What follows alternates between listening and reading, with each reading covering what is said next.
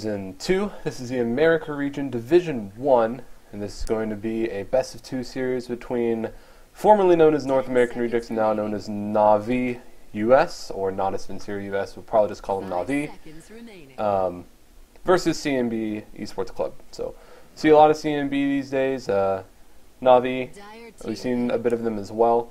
They got picked up by Navi as well just after their performance, allowing them to qualify for TI, as well as getting into BTS, and in general, just being some very skilled players that have obviously been on some pro teams before, and just haven't really found their niche, but looks like they've got it now, which I think is, just between you, it's kind of funny because North American Rejects, team a bunch of people that couldn't find a team, and they get picked up because they do well in these tournaments. Same with the SAD boys, Arizona Iced Out boys. Now they're EG. It's kind of funny how that ends up working out. But bans, Navi, they insta-banned Invoker right away. CNB didn't really think too long about banning out Dire Side Lycan, and then Navi bans out Potom, and Batrider gets banned as well. So 4 heroes that all got nerfed in the slight update. I think Invoker and Bat were hit the hardest, but those aren't really going to take effect until some people really play them, and then they do poorly, or however you mean. So Navi going to think a bit about their first pick. I'm curious. I don't really know if they're going to spend too much time really hashing out a strategy or really trying to win, to be honest. I think they're a lot more concerned about keeping some strats in their pocket and maybe trying out some new things, or having a bit of fun, because they have BTS and they have the International coming up, and they're already sitting pretty high up on the standings here. I think they're guaranteed Division 1, I think, so we'll see. But they go with a first pick Juggernaut, kind of reflects that. Not really a first tier pick hero, kind of reveals your hand a bit. That you're going to be going for a bit of an early game strategy, whether it's in the laning phase or in the pushing, as the laning phase is breaking down just with Healing Ward. And if this hero, there are kind of two schools of thought with this hero as opposed to other carries. He actually did get buffed, so he does have a much better base attack time, especially compared to other agility heroes of his caliber, quote unquote. But Juggernaut can be effective with not very much farm, but then with equal farm, he kind of will fall behind of some other carries, someone maybe like Lifestealer or even Luna, other agility heroes like that, even Slark to a degree. So the school of thought is either you try to be really aggressive before he really needs the farm to do it, like he can do a whole lot with just like Drum's Poor Man's Shield and like a Yasha, just because of the power of Omni Slash, and if he has a good supporting crew, he can do a lot. But then the other school of thought is, well, we need to make sure that we're ahead so that Jug is one item ahead to compete with the other carries. It's whatever. But now that I spent a lot of time talking about Juggernaut, CNB took a long time. They go ahead and snap pick up Sand King Darkseer. Team fight, good offlaners. I mean, these are just good heroes, not a whole lot to say about them. Navi, they block pick a Jakiro. I think Jakiro Darkseer is something that is very classic, isn't used enough. It's very good, especially with someone like Shadow Fiend or OD, other heroes with good team fight control that also are very good in other stages of the game. But Navi, they ban out Brewmaster, they ban out Coddle, and CNB, they ban out the... Oh, I'm getting called. Excuse me one moment. And now joining me is Heflatv. Didn't expect to see you to game 2, friend. How you doing? Well, not so well actually, but then again, actually I didn't plan on this game. Like, this game was super short notice, and to be honest, I turned 30 years old 3 hours and 32 minutes ago, and I was actually out drinking a couple of beers, and I just came back. I just wanted to relax, the usual thing, a pizza and some porn. But no, there was a game up but no, JD. You were out of pizza. No, I'm just kidding. Yeah, I was out of pizza. The internet's full of porn anyway. But no, but I was I was just going online on my Skype, and I had all these dozens of birthday congratulations whatsoever. But there was also one admin actually writing me and yeah, hey, the first Navi American game is coming up. Can you cast it? I'm well, I have to see if Heflatv has any casters online, except for me, because I'm drunk. I can't go for a solo cast at all. And So I was writing every single caster, Heflatv, Kylie, you, Coucher, like everybody, and you were the only one replying, and I was like, yeah, I joined the lobby just in case I sober up till then. I'm not sober at all. Let's talk about the bans and picks real quick. So the last two bans from CNB, we already talked about the bans coming out from Na'Vi. They go ahead and ban out Shadow Shaman and Enchantress, two heroes that work very well with Jakiro, also help that dire side advantage with the Roshan, which kind of fits into the early game agenda if you go for someone like Juggernaut, Jakiro, Na'Vi. They also pick up Dragon Knight, strong mid laner, and that's after a Rubik. Rubik is a strong hero, especially when Omni Slash and Ice Path are on the field. And they pick up a Nature's Prophet as well. So they have three pretty much semi-carries, and the Radiant side, Tinker, going to be picked up in CNB, looking towards the late game as I take out a last pick, Pugna, that ban. So I actually like, by the way, guys, don't hate on me if I talk some bullshit, like I blame the booze, but like I actually like what Natus, like Na'Vi US is going here for, because we have the Jakiro with the Liquid Fire, we have the Dark Dragon Knight with the Corrosive Breath on level 6, and of course the Nature's Prophet with his like little trained army. So that is already like 2 overtime damage on buildings, as well as of course the Nature's Prophet with a global presence, as well as of course just TPing in and going for the tower. So there's a lot of push potential coming out by Na'Vi US here, and of course with the Juggernaut, to be honest, I'm kind of baffled about the Juggernaut pick. It doesn't really fit, but then again, sure, why not? I was saying at the beginning of the game, they don't seem to care too much about their performance in this game. It looks like they're trying to hide pocket strats for BTS and the International. Like they were saying that in the lobby and everything. So I expect them to kind of pull some things out of the hat, be a little bit unconventional, have a bit of fun, and I'm pretty sure they're guaranteed Division 1 next season anyway. So priorities, man. But the last pickup going to be taking some time here for CNB. They're definitely looking for. I think a gyrocopter works pretty well. It works well with Darkseer. The anti-push is very good as well. It's a pretty decent laner, especially in conjunction with Rubik and Sand King. What do you think they would go for? They have 30 seconds. I mean, CNB is missing something heavy. Like, I want to see a proper, real, fed core. And to be honest, it could be everything right now. Because they have counter push with the Tinker. They have some nice stun setup. Like, I already talked about the Sand King Darkseer, like the Sandstorm and Iron Shell combination. I even did some math on it, like on my former cast when I actually was sober. Like I'd even like calculated it, like level 3 Sandstorm plus Iron Shell level 3. That's already like a 700 damage combination. Like on level 4, it's 1100 damage if you do it correctly. But yeah, tiny it is on the 5th one. Tiny makes sense. There's no Wisp, but there is a Darkseer, and Darkseer works out quite well. Tiny gets very strong in the late game, and Witch Doctor comes up. Do you think this is a level 1 Roche? This smells like level 1 Roche to me. It might be actually possible with the creeps and everything. Like, I mean, Jakiro, Dragon Knight, sure. I mean, the Juggernaut going for the Healing Ward level 1, as well as the Witch Doctor maybe with the Voodoo Restoration. It could actually heal creeps through and everything. I mean, yeah, it's possible. Liquid Fireworks on Roche, so I don't know. It's very early game centric strat, but Dragon Knight, Nature's Prophet, like these heroes all scale decently well as well. They're not quote unquote proper carries, but they can do pretty decently past like 30 to 45 minutes. Basically, when you get past there, whenever Darkseer, Tinker, and Tiny all come online, it's going to be pretty difficult. So Navi's probably going to be looking to win the game before then. But we'll see if they get absolutely. any shenanigans. Now let's see what's coming out. Like, I mean, if I go late game with this, to be honest, like I'm kind of, I don't know. I'm suspicious when it comes to Jugger carries. Like this. Oh my god, my Dota crashed. What? Yeah, that's not good. No, just log back first. Yep. Sorry, everyone. Just real fast. But in the meantime, I can say what's actually happening. Like Korg, we have like of course on the Dire side we have Korg playing the Dave. Oh my god, the Dragon Knight. We have Snaking playing the Juggernaut. Fogged is playing the Jakiro. Brax on the Nature's Prophet, and 1437. Who is that? With a CA. Oh, he's Canadian. Oh, he's already. I already like him. That's just his name. Is 1437. Yes, 1437, Mr. That's always Canada. been his name.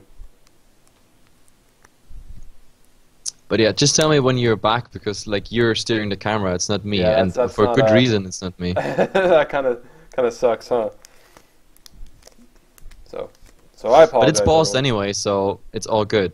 Oh, they have the pause. Okay, good. Yeah, they have a pause right now. Like we see a 5-man gank train, sort of, like heading towards the enemy jungle on the Dire side, as well as a 5-man gank train heading also for the enemy jungle. So potentially, we have, yep, pretty much We have a level maybe a engagement. fight coming. But then again, this fight, I have no idea who would come out on top of it, because we have, of course, Avalanche would be number one. Have we introduced as- CNB first? Yeah, sure, go for it. Okay, so we're going to have Ned going to be playing on the support Sand King. We're going to have Takeshi going to be playing on the carry Tiny. Clarity, the standing, going to be on support Rubik, ASDFG.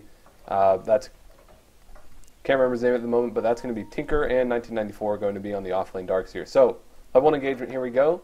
Looks like Ned, he's going to be wrapping around Tiny. He spots them all. Ice Path is on the mark. Snaking, he's already leveled up Blade Fury. Brax, he hasn't leveled up anything yet. He can go for Sprout if he needs it. Just going to be some right clicks for now. And Ned, he's a little bit out of position. Korak has not leveled anything as well, and well, they're just going to look at each other and then go back to base. So this looks like it's an aggressive tri-lane setup, and they're going to have the Nature's Prophet safe lane, which you totally expect when you have Juggernaut, Jakiro, and Witch Doctor. Yep, absolutely. It's kind of disappointing, like all 5 heading towards each other, and in the end, to be honest, I think I gave Navi like a slight advantage here, just if like a Casket is coming out, or maybe even Casket into Dragon Tail, and then of course like the Blade Fury of the Juggernaut, that would have been a lot of damage, as well as of course Magic Immunity, and yep, in the end it ends up being just like a little standoff, to be honest. But now, well, Casket is coming out as well as the Ice Path, and now, but it's not enough. He can't catch up. They need some bounces on the cask if they really want to get anything done. And Ice Path level 1 only lasts, what, 1 second? So pretty tough stun. Yep, absolutely. Either way, we have a nice matchup here. We have Tinker versus Dragonite. I mean, the Dragonite, he won't be too intimidated by the laser spam, of course, at least at the first levels. So let's see how the CS is going here. Bottom lane, Burrow Strike. There's a defensive Ice Path as well. Avalanche is there. And, well, Ned, with the help of the telekinesis, is going to be able to draw first blood on the 1437. Yep, Not that the way was I really expected it to go, but greedy. a great start for CNB. Yep, I mean, all that for a cost of a ward. I mean, he wanted to really get that ward off. I mean, they know exactly what's going on. By the way, I That don't ward was like there, that. at level 1. That when they first Yep. passed through. That ward was there anyway, so. But I don't like it that they put both wards here. I mean, one of the wards is, of course, against the rotation, as well as, of course, the, securing whatever is going to go into the bottom rune. But the other one, like for the small camp, not even blocking it, that's strange to have like this heavy emphasis on the bottom lane. I think we see this sometimes whenever they, want it not to be dewarded as easily, and 2, they want to just contest Oh, pools. but look, I Speaking think of we have which- some bounces as well as the Blade Fury, and there, the Rubik already goes down. Now the question is, do they follow up on it? I mean, they have all the means for it, but they don't want to. Avalanche Toss would have been ready, but he doesn't use it, as well as the Burst Strike, but they're all holding back at the moment. Yeah, well, the other thing is that Rubik, Sand King, and Tiny as well, they're pretty Oh, mana but starved. top- Also, Brax top lane. He's Yeah, getting look harassed at by it. Darks The here. Darks here going full-time greedy, and the Iron Shell is not running out soon yet, but he's getting tower hits. And now the Nature's Prophet just using Self, and he is, well, he's going, oh, he's TPing in front of him. And there we go, he's interrupting the Self. 1, 2, 3 more hits is probably required, but nope, this won't be Foley, he enough. had It's just too boots. fast. Dire's top So. tower is under attack. Mid lane, even a bit as you expected. But there is a DD picked up by Rubik. It was spotted by Na'Vi. So see if they decide to really do anything with it. I mean, CNB should know that there's a lot of vision at this area, because in the lane, Na'Vi are basically reacting to their every juke and jive. Yeah, but look at Net. Like the Net on the Sand King here, he's holding back. Like he has 2 sentry wards. He didn't even plant one yet. Like not even a suspicious one directly in the mid. Maybe even if it's in a good position, it might at least spot out one of them. But he doesn't really care at the moment. Like I don't think they're aware of this. Yeah, but this is what we're talking about when they go ahead and pool. They want to contest it. Sand King, he's derooting here. Completely spotted, though. Sentry ward is dropped. So it looks like they'll actually just take this camp. This is a reason that we see aggressive tri-lanes decide not to ward that camp. Because if they have the Yep. better fight, they can just take it from you. It's actually quite amazing what respect is coming out from Oh, CNB courier. here. Brax gets the courier. Oh, Brax. What a play. He's even diving the tier 1 tower, and in the end, the Tinker was looking there. Maybe he would have gotten like a... Oh, he's suiciding to Yeah, the he Ancients. purchased all of his money as well. He got a stick, Blades of Attack, and a TP scroll. Had 0 money, suicided to out the stack as well, so gets a free trip back to Fountain. Yep, sure, why not? It's definitely faster than walk-in, and the teleportation on level 1 is anyway too slow. It's a 50 seconds cooldown, so why not just go into suicide? Like, it's kind of funny. I did that twice today in a pub, and I got so flamed by some Suka players from it. They were like, "Oh, you stupid, why you suicide?" I'm like, "Hey guys, I got like 0 gold. I bought everything and just going faster back to the fountain." And they were like, whatever. You do the Eternal Envy thing where you just buy only tangos if your respawn time's less than 10 seconds, and you just sell Yep. them right all whenever you go back. It's cool that there are like nice little tricks like that. Some people are like, "Oh, well, bugs. Blah, blah, blah, I want a perfect game," but I mean, I think adding a new dimension to the game. Oh, what a sentry ward placed here by Jakiro, allowing the Yep. creeps to attack him. So there you go, fogged with the plays. It's actually very early that the Sand King is starting with it, but I mean, he got all what it takes. He got level 2 Sandstorm, that's all you pretty much need now. We see the Juggernaut going against the Tiny, like just right-clicks here and there. He would need, of course, some support, and Oh, there got a we crit. go. Yes, look at it. Maybe, no, it's not enough. It's absolutely not enough. You need But it was another skill close. crit. If there would have been a Maledict, maybe. Fogged is a little overextended, 10 HP, one more right click from Tinker is able to get him, help with 3. But I heard a TP from Brax, he ended up canceling it. He probably could have gotten Ned here, sitting there at 94 HP. But still, I think the big disparity here that we aren't really highlighting is, well, on the Juggernaut on Snaking, we've got 26 for 7, but Tiny. Oh, wow. Yep. Solo And kill the on Darcy, I Prophet. would not expect that. Tiny's only 5 for 2, is what I meant to say. This is absolutely unexpected. Like, the Darkseer actually dying to Brax here on the offlane. I mean, like, solo lane versus solo lane. Like, the Darkseer shouldn't die at all. Like, oh, but in the mid, you actually Dragon see it go. There's the Dragon Tails out, as well as the Casket, and now it's all bouncing, and the Blade Fury as well. So 2 are going down.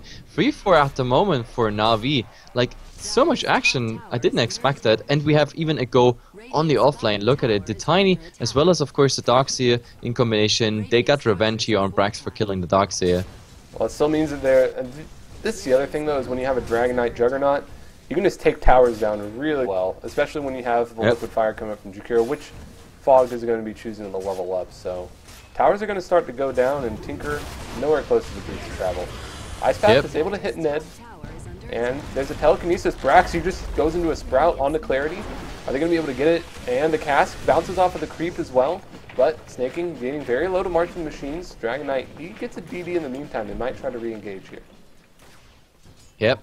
But it's exactly, the funny thing is, we suspected with this, we have a go here, or the Dragon Knight going versus Ned here, and he got stunned up, as well as, of course, the level 4 brief fire already, and that just killed him off. But what I wanted to say is, like, we suspected the early Roshan with exactly this combination, like the healing ward, then the liquid fire, and everything that's coming around with it, but they're not utilizing it for Roshan or for a very early Roshan, they utilize it for the towers, and that's of course also giving them a nice advantage. But to be honest, I think once they got the tier 1 tower bottom, as well as the tier 1 tower in mid, we might actually see a Roshan very early, let's say 11th minute.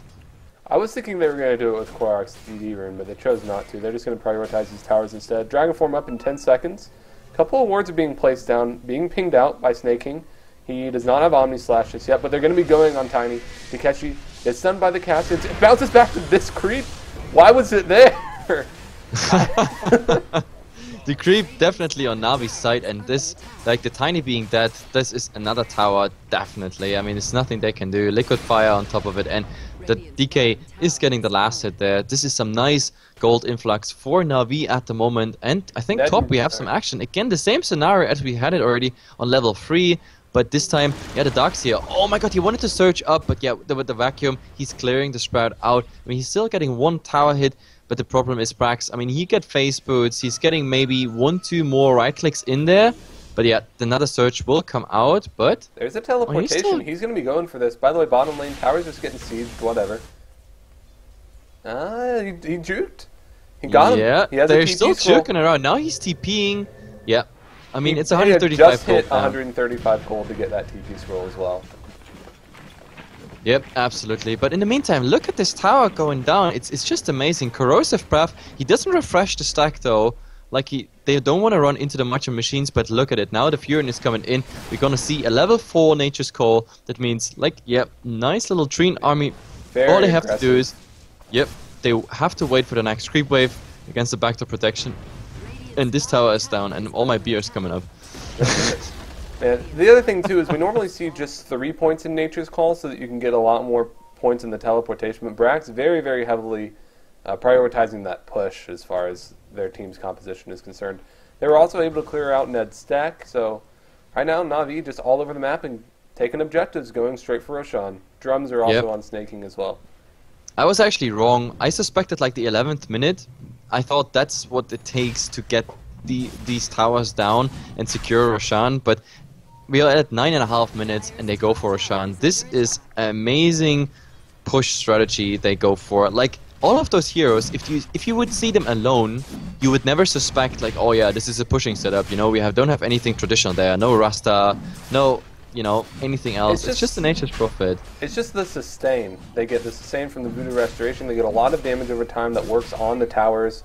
And it's hard to come up to a Juggernaut that has Omni Slash because you can just be bursted down instantly. So it's basically we sit by the towers, you can't do anything about it while you wait and watch it die slowly sort of strategy. Kind of the way a Pugna does, but Pugna's a little bit more transparent just since he's not good at many other things. But they, oh man, they get 1437, the Aegis of the Immortal. They go top lane immediately. Snaking, he's running up, he's got his phase boots going for 1994, but Ned, Clarity, they're there as well, and, well, they should have given That was a bit too aggressive. That was a bit, I don't know. A bit YOLO. Yep, YOLO. Well, the important thing is 300 gold for Boots of Travel on Tinker. He did go for the full Soul Ring as well, so he's doing alright. He's hitting at 43 CS at 10 minutes and 1 kill, 1 death. Not the end of the world. Yep, and they want to go for more. They stun up the Witch Dog here, but right clicks? No, I don't think that will be enough. Look at Death the Ward ultimate. secures the kill. Brax, he's there. He has enough mana for a teleport, but Korok, well, all he needs is a few right clicks. Oh, what an ice path, getting him in the trees as well as a Dragon Tail. Able to take them down. Korok dominating right now, and top tower going to go down. Also, check out this Immortal. I don't know if any of you have seen it, since the Immortal's chest has been opened. That thing looks freaking sweet. Yep, absolutely. I mean, the Juggernaut is back. I mean, so far he doesn't really want to go for that push, and I don't think they even need it. I mean, Corrosive Breath as well as the Liquid Fire. Look how fast that tower is melting on an 11th minute. That's just insane.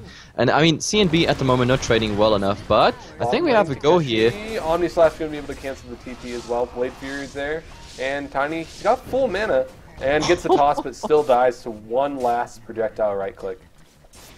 Yep, absolutely. And we have a go, but the Burst Strike missing, and now he's just getting stunned up. And the Casket is coming out as well as the Macro Pyre. He's going down. So Ned not gonna be the happy swan. And oh my god, the Rubik as well is, of course, getting some right-click damage here as well as Liquid Fire. Do they want to go for more? I mean, the Darkseer going full balls here. And maybe they're gonna get something, but it doesn't really look like it. There's another Casket, and it actually bounces. The Dragonite just cleaning up, and oh my god, directly stunned in the Surge, and the ultimate is coming out. The Ice Five just holding him in place, and oh my god, 5-13 at the moment. CNB, they didn't expect this early action here. No, not at all. If we're looking at the net worth, 7k already for Korok, 5.5k. Tinker the only one remotely close. Breaking high ground. Well, I did not expect that, but anyway. What the hell? They GG. Wow. 12 minutes and 30 seconds, GG. Navi with the early pushing strategy is just... Not even just early pushing, just wow. early killing. Like, wow. To be honest, this felt like a rage GG here off net. Yeah, he disconnected. It actually didn't even work out because he disconnected, so they had to have Rubik called GG for the GG detector. What the hell is going on? I don't know, man. Well, let's just talk about it real quick. We're going to get right into the next lobby. This is once again a best of 2 series for the joinDOTA League America Division 1. And so we'll be getting right into the next game. It's not a best of 3 or anything. It's just 2 games to determine the standings in the round robin. Once again, I'm Roxas. With me is Heflatv. We'll be right back in just a couple of minutes. Don't go anywhere.